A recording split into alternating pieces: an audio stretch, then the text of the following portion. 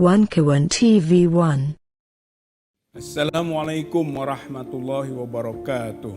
Allahu Akbar, Allahu Akbar, merdeka. Alhamdulillah, kita panjatkan puji syukur kehadirat Allah Subhanahu wa Ta'ala bahwa kami telah berulang tahun yang ketiga. Mudah-mudahan Allah senantiasa memberi ridho dan mengabulkan apa yang menjadi cita-cita kami dalam memperbaiki situasi bangsa dan negara Indonesia. 18 Agustus 2020 adalah deklarasi kami di Tugu Proklamasi. Tugu Proklamasi ada dua tokoh proklamator di sana, yaitu Soekarno dan Hatta.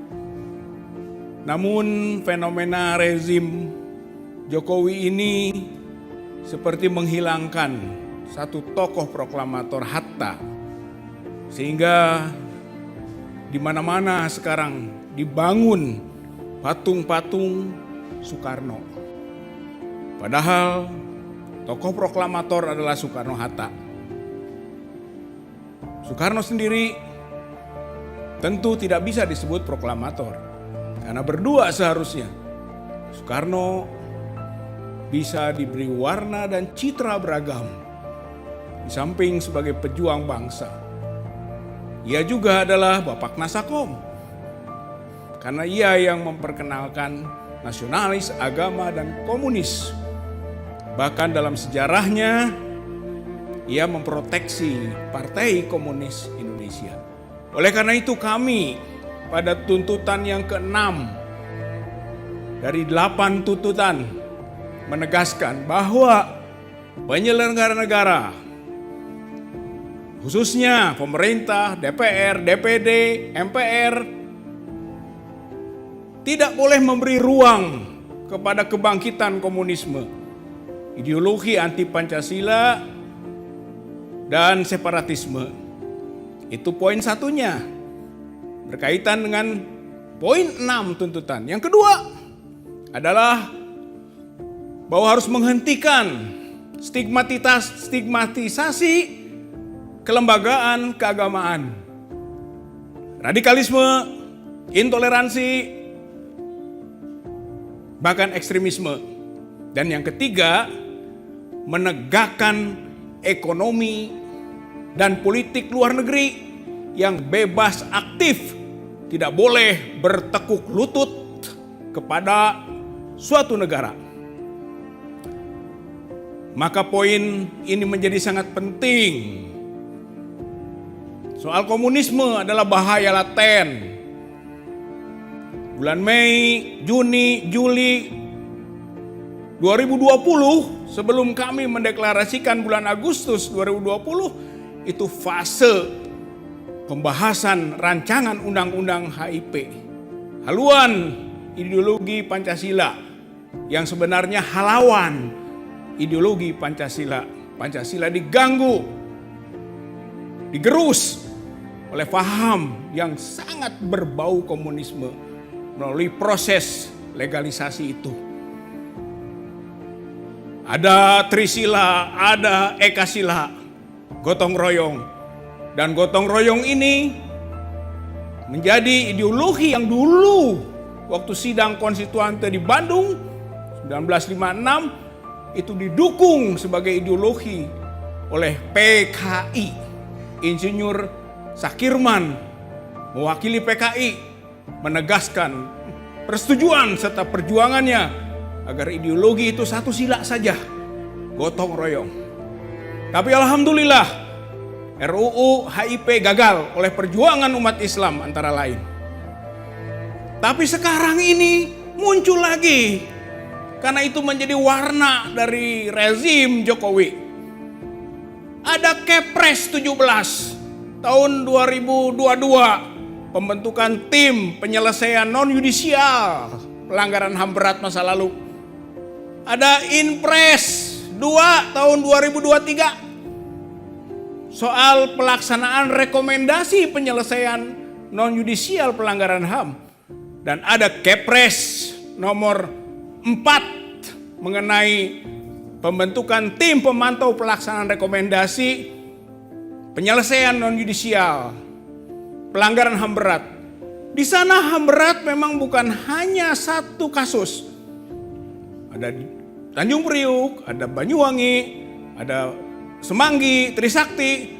Tapi sebetulnya agenda terselubungnya adalah soal peristiwa 1965. Sehingga maknanya adalah bagaimana menyantuni, bagaimana memulihkan kembali, bagaimana melindungi, serta mengangkat harkat dari aktivis PKI dan keluarga PKI.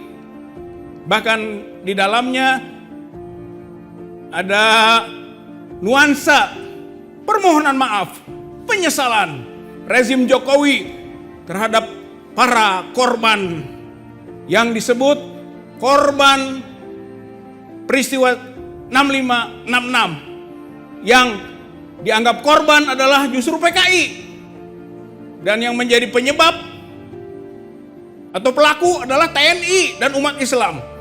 Saya kira inilah warna rezim Jokowi, sehingga pantas kalau kami menegaskan tentang tuntutannya. Jangan memberi ruang bagi kebangkitan komunisme. Poin 3-nya adalah soal bebas aktif ekonomi dan politik luar negeri kita. Karena ekonomi dan politik luar negeri sudah berpihak kepada satu negara, sudah bertekuk lutut pada satu negara. Negara itu adalah Republik Rakyat Cina.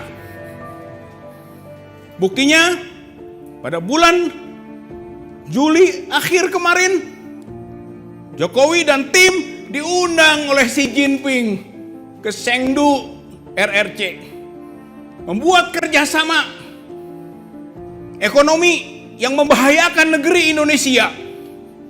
Karena dari ekonomi bisa menjadi penjajahan politik ke depannya. Dan itu telah terasa oleh kita bagaimana intervensi, dominasi, hegemoni mulai bergerak dari kekuatan luar Republik Rakyat Cina terhadap Indonesia. Bahkan poin 6 dari MOU atau kebersamaan Indonesia-Cina adalah two countries, twin pact. Jadi begitu eratnya Indonesia dengan Cina yang dibawa oleh rezim Jokowi ini, sehingga dianggap sebagai satu taman kembar dari dua negara. Bahaya sekali ini. Oleh karena itulah maka kita ingat dulu waktu zaman PKI, Aidit diundang oleh Mao Zedong ke Peking membicarakan tentang masa depan Indonesia pasca Soekarno. Jangan-jangan juga Jokowi diundang sekarang ke Cina untuk membicarakan juga bagaimana Indonesia pasca Jokowi. Dulu yang ditakuti adalah kekuatan kanan dipimpin oleh Nasution. Wallahu alam sekarang juga ada yang ditakuti tentu saja oleh rezim ini dan oleh PKI, Neo, dan oleh Cina. Siapa yang akan memimpin negeri Indonesia ini setelah Jokowi? Oleh karena itulah maka betapa strategisnya tuntutan dari kami ini.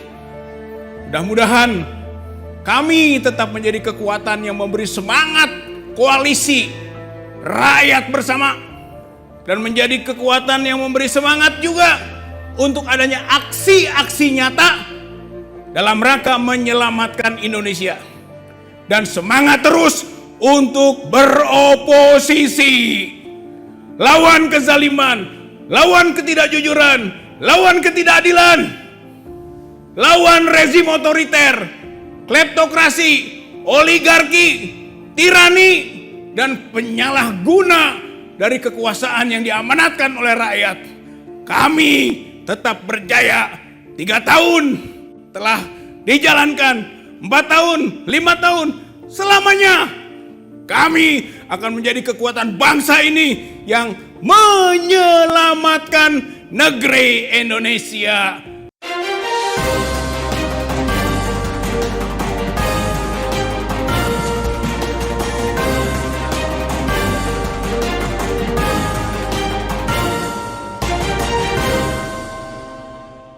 One Kawan TV 1